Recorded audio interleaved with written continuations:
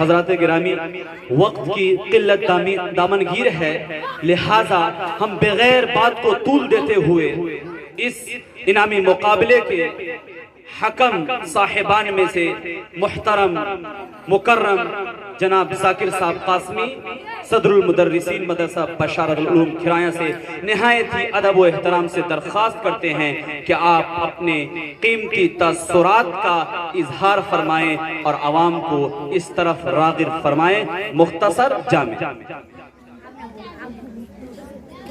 السلام علیکم ورحمۃ اللہ وبرکاتہ۔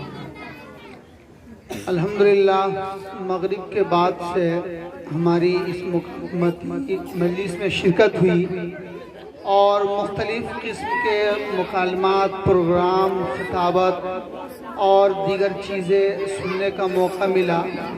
الحمدللہ طبیعت کافی خوش ہوئی اور یہ سمجھ میں آیا کہ اس علاقے میں واقعی ایک ایسے ادارے کی ضرورت تھی جس میں لڑکیوں کو ہندی کی بھی تعلیم دی جائے، انگریزی کی تعلیم دی جائے، اردو کی تعلیم دی جائے، عربی قرآن و حدیث کی تعلیم دی جائے۔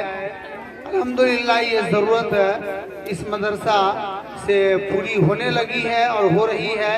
بہت ہی خوشی ہوئی اور میری یہ چاہت ہے کہ اللہ تعالیٰ پورے ہندوستان اور پورے عالم میں اس طرح کے ادارے ہر علاقے میں قائم فرمائے۔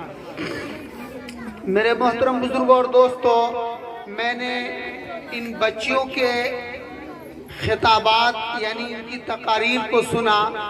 الحمدللہ طبیعت باغ ہو گئی۔ تقریر کرنے کا انداز اور جو ان کا مواد تھا اور جو ان کی یادداشت تھی بہت ہی مضبوط تھی۔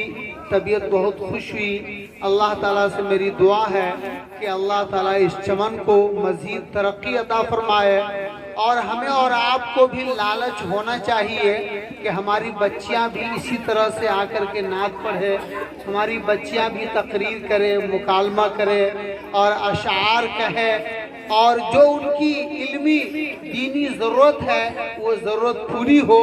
ہمارے اندر بھی یہ لالچ ہونا چاہیے۔